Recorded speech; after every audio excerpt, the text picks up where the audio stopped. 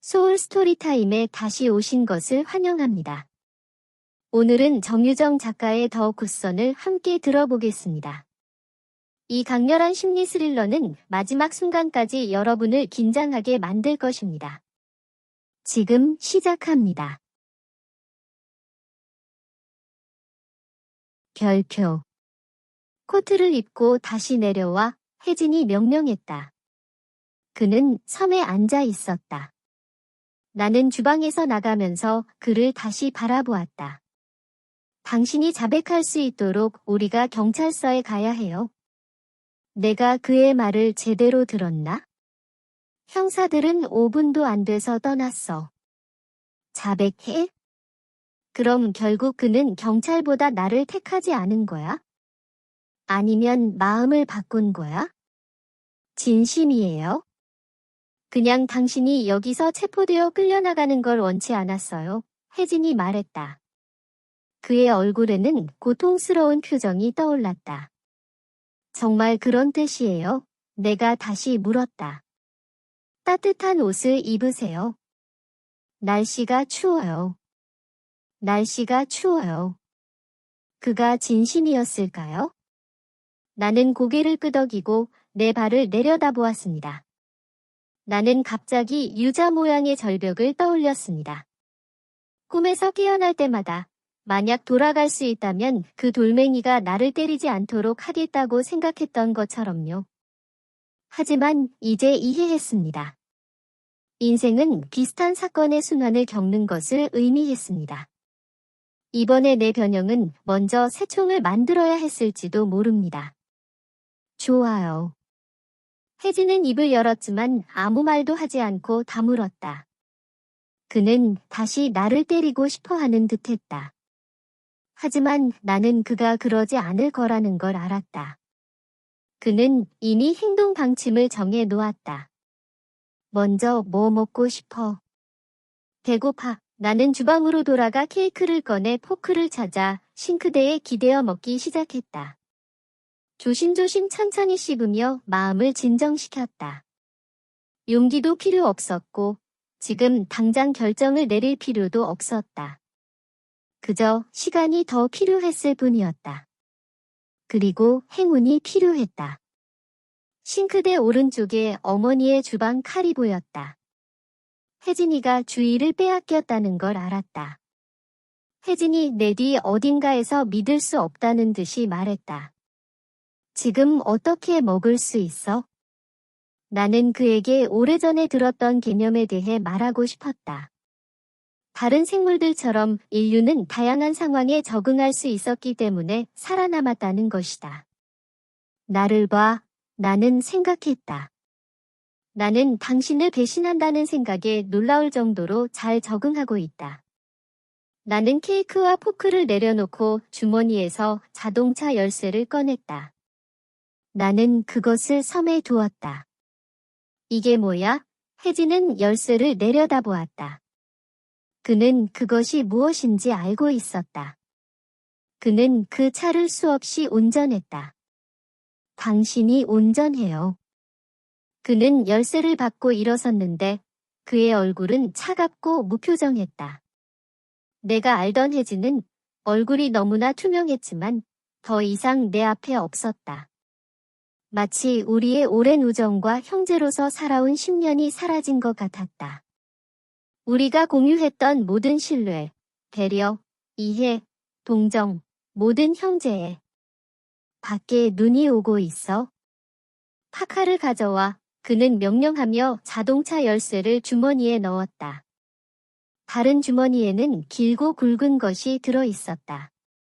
내 면도기였을까? 차 안은 춥지 않을 거야. 내가 말했다. 나는 돌아서서 현관으로 걸어갔다. 혜진이도 나를 따라왔고 코트를 사러 가지도 않았다. 스웨터와 청바지 차림으로 맨발을 신발에 집어넣었다. 나를 도망치게 둘 수 없었으므로 추위에 떨며 나와 함께 있을 것이었다. 나는 이틀 전에 신었던 운동화를 신었다. 아직 축축했고 진흙이 묻어 있었다. 내 발은 차가웠다. 아파트를 나서자마자 헬로는 짖기 시작했다. 복도에 있는 것 같았다. 그는 나가야 할 것이다. 나는 엘리베이터 호출 버튼을 누르고 손을 등 뒤로 하고 오른손을 왼쪽 소매에 넣고 손목을 잡았다. 혜진은 운동화 뒤꿈치를 발꿈치 위로 끌어당겼다. 엘리베이터가 도착했습니다. 저는 먼저 올라탔고 손은 여전히 등 뒤에 있었습니다. 저는 어색하게 움직이며 CCTV의 등이 잡히지 않도록 왼쪽 벽에 기대었습니다. 혜진이 저를 따라 들어와 주차장 버튼을 눌렀습니다. 그는 제 옆에 섰습니다. 엘리베이터는 7층에서 멈췄습니다. 문이 열리고 빨간 립스틱을 바른 주인의 손에서 헬로의 팔을 들어왔다. 주인은 미소를 지으며 우리를 바라보았고 내 부어오르고 피 묻은 얼굴을 보자 미소가 금세 굳어졌다. 그녀는 긴장한 혜진을 흘깃 보았다. 나는 그가 반사적으로 내가 그에게 이런 짓을 한 게 아니야 라고 말할 것 같았지만 1초 후에 사실 그가 그랬다는 것을 깨달았다. 헬로의 주인은 문을 향해 돌아서서 아래를 내려다보았고 그녀가 불편해하는 것을 알 수 있었습니다. 헬로도 무언가를 느낀 듯했습니다. 그는 주인의 어깨 너머로 큰 소리로 짖기 시작했고 점점 더 고집이 세졌습니다. 우리가 주차장에 도착했을 때 엘리베이터 안에서 그의 짖는 소리가 너무 커서 제 뇌가 두개골 속에서 터질 것 같았습니다. 문이 미끄러지듯 열리는 순간 헬로의 주인은 밖으로 튀어나와 비상구로 사라졌습니다. 어서 오세요, 혜진이 말했다. 나는 움직이지 않았다. 그는 내 팔을 잡아 끌어냈다. 그가 비상구 앞에서 손을 놓았을 때 나는 멈췄다. 뭐해? 혜진이 문을 열고 내 팔꿈치를 잡아당겼다. 나는 비틀거리며 들어갔다. 내가 멈추고 그가 나를 잡아당기자 몇 걸음 발을 질질 끌며 그가 놓아주자 다시 멈추는 어이없는 장면이 엄마 차에 도착할 때까지 계속되었다. 혜진은 내가 마음을 바꾼 줄 알았는지 내 팔꿈치를 잡고 조수석 문을 열고 나를 밀어넣었다. 나는 안으로 무너지기 전에 저항하는 척을 했다. 그는 내 뒤로 문을 쾅 닫았다. 그가 돌아서 운전석 쪽으로 들어가는데 10초도 걸리지 않았다. 안전벨트를 착용하세요. 그는 말하며 자신의 안전벨트를 매렀다. 나는 그렇게 해서 좌석에 더 깊이 몸을 담그고 신발을 벗었습니다. 그는 운전을 시작했다. 우리는 출구에서 헬로의 주인 차를 마주쳤다. 혜진은 그녀가 먼저 가도록 불빛을 깜빡였지만 그녀는 움직이지 않았다. 주차장을 나오자 혜진이가 군도 순찰대로 가자고 했다. 1구에 있었다. 5분도 안 걸려서 갈 수 있을 텐데 교차로를 지나 다리 건너편에 바로 있었다. 상관없어. 내가 말하며 앞 유리창을 통해 바깥을 내다보았다. 눈이 내리고 있었다. 올해 첫 진짜 눈이었다. 정말 내리고 있었지만 천천히 내렸다. 혜진이 와이퍼를 켰다. 시계는 8시 36분을 가리키고 있었다. 나는 용인회에 대해 생각했다. 용인회는 오늘 일찍 문을 닫을까? 이번 시즌 첫 눈이 내린다는 건 일찍 문을 닫을 이유가 될 수밖에 없지. 혜진은 뒷문으로 차를 몰고 갔다. 나는 사이드 미러를 보았다. 차고에서 나오는 헬로의 주인 차의 불빛이 번쩍였다. 우리는 교차로 쪽으로 우회전했고 그녀는 따라왔다. 그녀는 방파제로 향하고 있을 것이다. 당신은 옳은 일을 하고 있어요. 혜진이 나를 쳐다보며 말했다. 지금으로서는 그게 최선의 선택이에요. 그는 자신감에 차 있는 듯 보였지만 나는 또한 죄책감과 내가 패배하고 절망적인 상태에서 무언가를 시도할지도 모른다는 불안, 그리고 나를 순찰부서로 데려가야 한다는 책임감을 느낄 수 있었다. 그는 아마 자신을 안심시키려고 이렇게 말했을 것이다. 나에게 옳은 일이 항상 최선의 선택은 아니었다. 옳은 일은 또한 명백한 일이 아니었다. 지금 옳은 일은 내 삶을 붙잡는 것이었다. 그것이 우리 둘에게 최선의 선택일 것이다. 뭐든지요. 내가 말하며 아뷰리를 통해 노려보았다. 붉은 빛. 어제 집에 왔을 때는 상상도 못했어요. 혜진이 말했다.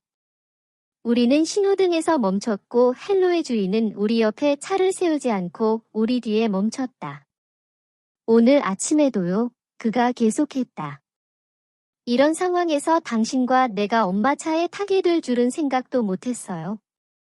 뭔가 잘못되었다는 걸 알 수 있었어요. 당신이 아래층으로 내려오기를 기다리면서 이게 꿈인가? 아무것도 현실 같지 않은데? 나는 뺨 안쪽을 깨물었다. 그것은 어머니가 일기에 쓴 것과 너무나 흡사했다. 나는 당신을 사랑하지만 나는 이걸 해야 해. 이건 당신보다 나에게 더 힘들어. 비록 당신이 이런 일을 당하고 있지만 나는 당신이 그걸 알기를 바란다. 그리고 지금 당신을 경찰서로 데려가겠습니다. 신호가 초록불로 바뀌었습니다. 부탁이 있어요. 내가 말하자 그는 몸을 빼냈다. 뭐요? 그는 백미러를 확인했다. 20분만 시간 주실 수 있나요?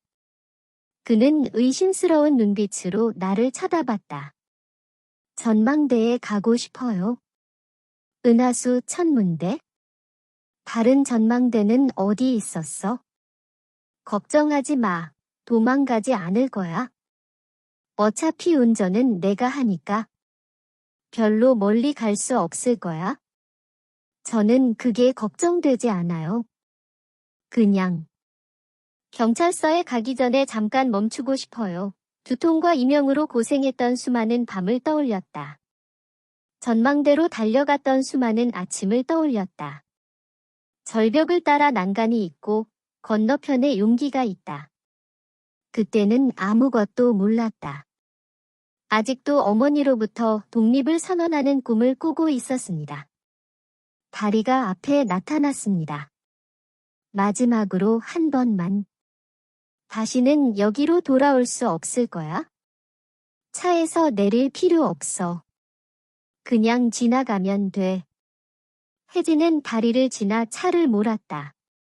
방파제에서 헬로의 주인은 인천 방향으로 우회전했고 우리는 해양공원 방향으로 좌회전했다. 길은 평소보다 어둡고 텅 비어 있었고 차도 거의 없었다. 버스 정류장도 텅 비어 있었다. 혜진을 흘깃 보았다. 그는 나를 여기로 내보내고 우리 둘에게 은혜를 베풀어 사라질 수 있었다.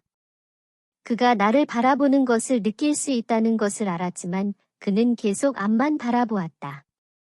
나는 용희의 집을 보았다. 문이 닫혀 있었지만 여전히 밝게 빛나고 있었다.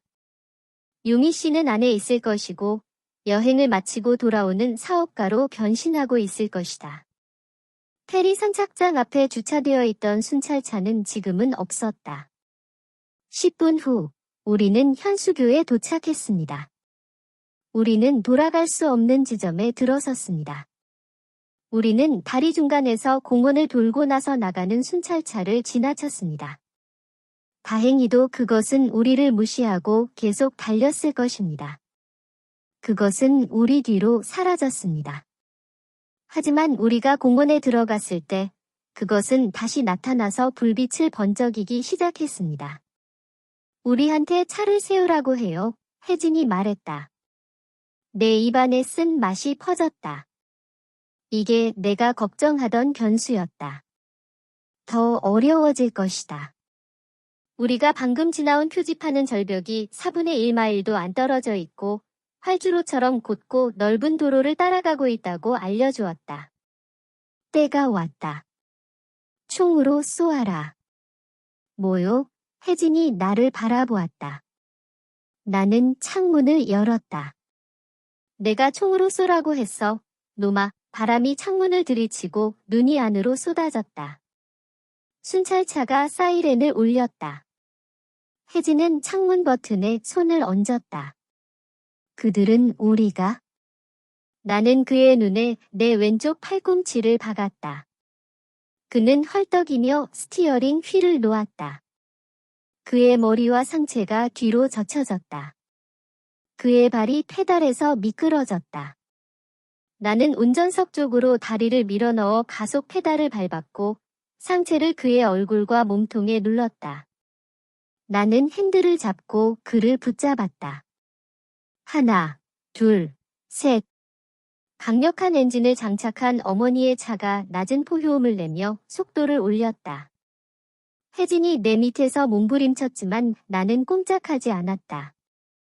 우리는 절벽을 향해 달려갔다. 노란 금속 난간이 우리를 향해 다가왔다. 나는 페달에서 발을 떼고 좌석으로 미끄러져 들어갔고 우리가 난간을 박살내고 공중으로 솟아올라 하얀 눈으로 뒤덮였다. 나는 내가 공중에 떠 있는 것을 느꼈다. 시간은 기어가는 것처럼 느리게 흘러갔다. 어젯밤에 이모를 죽였을 때와 똑같았다. 내 몸의 모든 신경이 눈이 되어 순간순간 상황을 읽었다. 그러다가 안전벨트가 나를 잡아채고 앞으로 비틀거리며 내 머리와 목이 뒤로 젖혀졌다. 엄청난 충돌이 있었다. 차가 기울었다. 에어백이 터졌다가 열린 창문으로 물이 쏟아져 들어오면서 수축되었다. 어둠과 고요함이 우리에게 내려왔다. 차는 물속에서 거의 수직으로 뒤집힐 뻔했다. 파도가 밀려왔다. 물이 목까지 차올랐다. 뼛속까지 오싹한 전율이 스며들었다. 우리 위에서 사이렌 소리가 들렸다. 곧 더 많은 사람들이 모여들었고 라디오로 불렀다. 시간이 걸릴 것이다. 하지만 그들이 물에 들어가거나 해양 경찰이 출동하기까지는 조금 더 시간이 걸릴 겁니다. 그 전에 차가 가라앉을 겁니다. 나는 안전벨트를 풀고 열린 창문으로 빠져나갔다. 나는 차체에 몸을 기대고 지붕을 붙잡고 셔츠와 바지를 벗었다. 탐조등이 물을 가르며 지나갔다.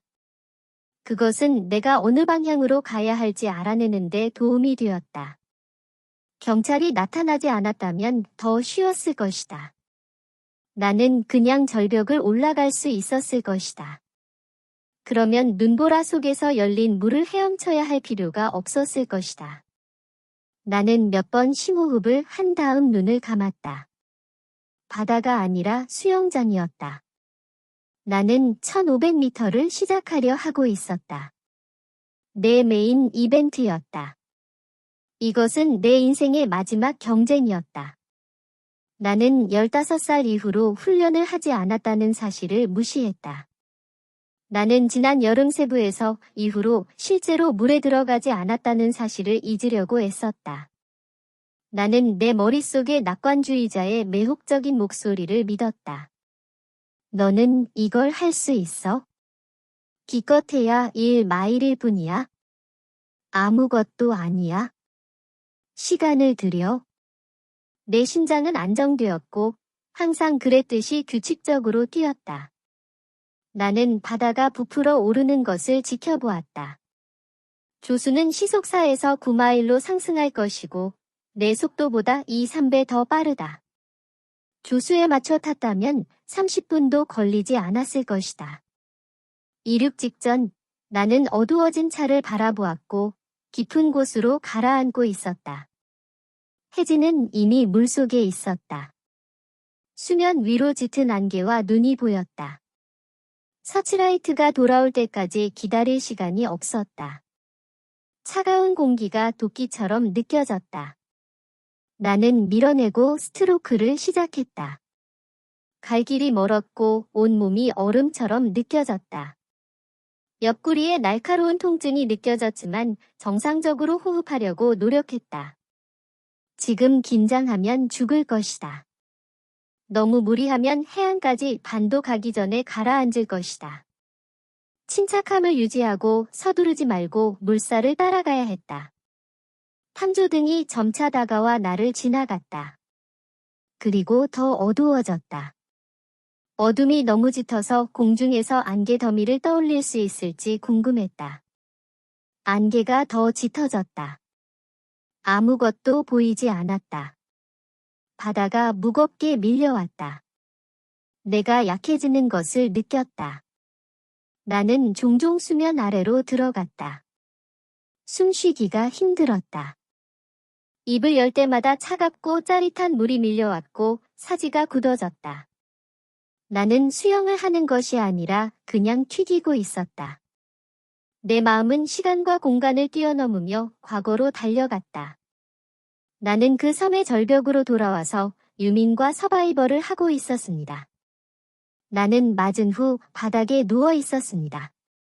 나는 머리를 두 손으로 움켜쥐고 있는 동안 그의 웃음소리가 내 뒤에서 울려 퍼지는 것을 들었습니다. 그리고 그의 목소리, 아직 죽지 않았어? 그냥 기다려.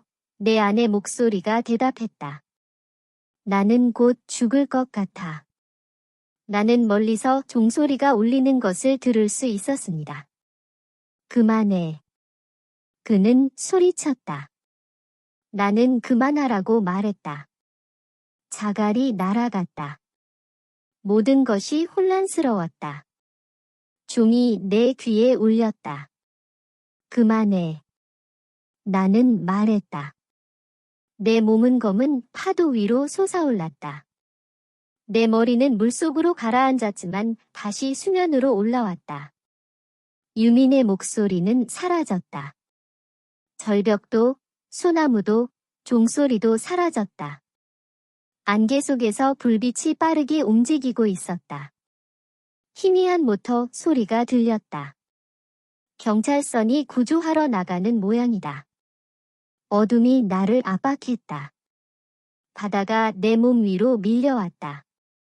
마지막 숨결이 내 폐에서 새어나왔다. 내 몸은 고갈되었고 살고자 하는 의지가 가라앉는 것을 느꼈다.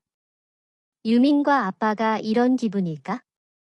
그들이 포기한 방식일까? 파도가 나를 뒤집었다. 나는 손을 놓고 움직이는 물속에 누워 있었다. 눈이 내리는 것은 멈췄다. 하늘이 열리고 별빛이 내 위로 쏟아졌다. 이마에 닿자 목소리가 속삭였다. 어머니가 오른쪽. 발문. 그 밤은 어제 일처럼 여전히 생생하다. 죽음이 임박한 순간만 안개가 낀 채로 남아있다. 의식을 잃었는지는 잘 모르겠다. 내가 아는 것은 머리를 무언가에 부딪혀 의식을 잃었다는 것이다. 깨어났을 때 나는 귀걸이를 한 소녀처럼 부두의 계류 케이블에 매달려 있었다. 바다는 하얗게 뒤덮여 있었고 안개가 너무 짙어서 어느 쪽이 위인지 알 수 없었다. 공원에서 사이렌 소리가 들리고 배들이 물 위로 엇갈려 지나가는 소리가 들렸다. 순찰차가 방파제 옆 도로를 따라 앞뒤로 달려갔다.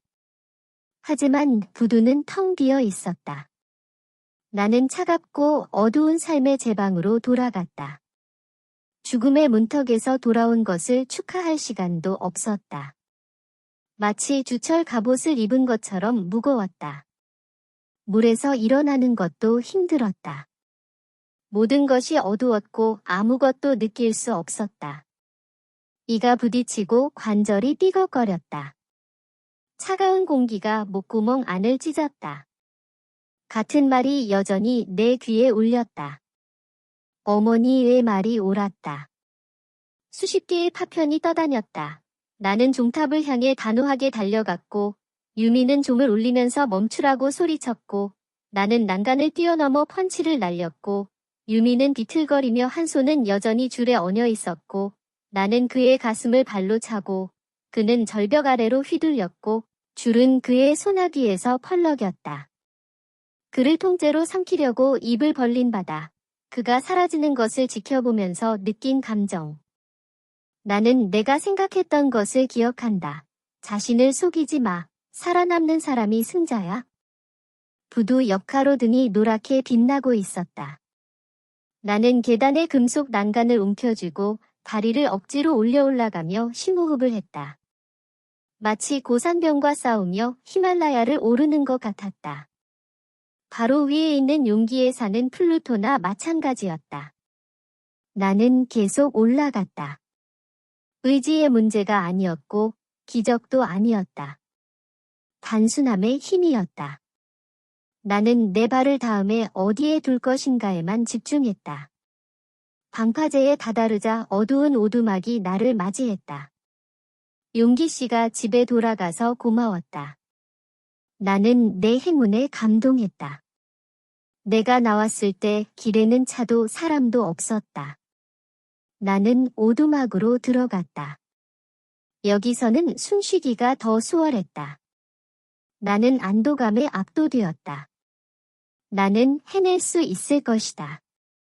나는 수색을 해서 총 모양이 얇은 라이터를 발견했다. 방아쇠를 당겼더니 불꽃이 솟아올랐다. 이제 볼 수 있었다. 나는 평소처럼 용기 씨의 제복이 걸려있는 것을 보았다. 나는 걸레로 머리와 몸을 말리고 그의 바지, 재킷, 모자, 일회용 마스크, 두꺼운 하이킹 양말, 고무 장화를 신었다. 바지는 너무 짧았지만 지금은 스타일을 걱정할 때가 아니었다.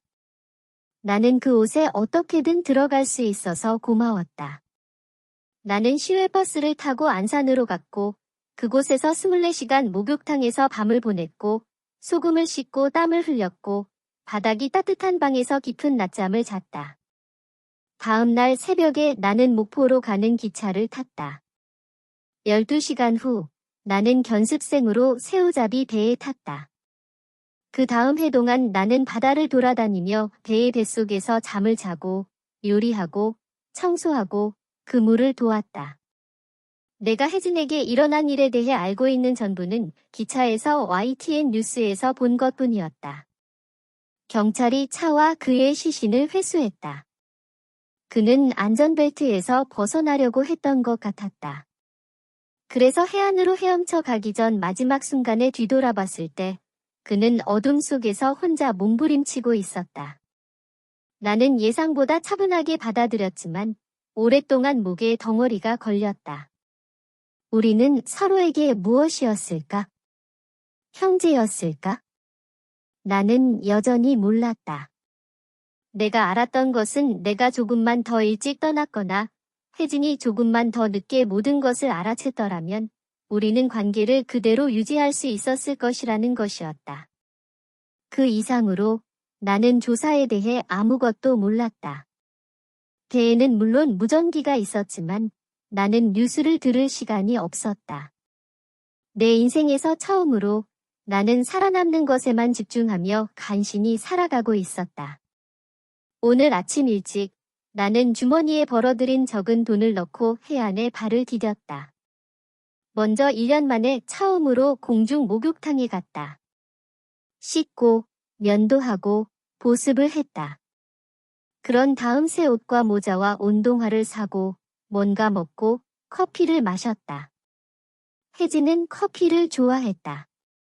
나는 근처 인터넷 카페에 갔다. 초라한 게이머들 사이에 앉아 나는 1년 전 뉴스를 스크롤했다. 그들은 그것을 레이저 살인이라고 불렀습니다.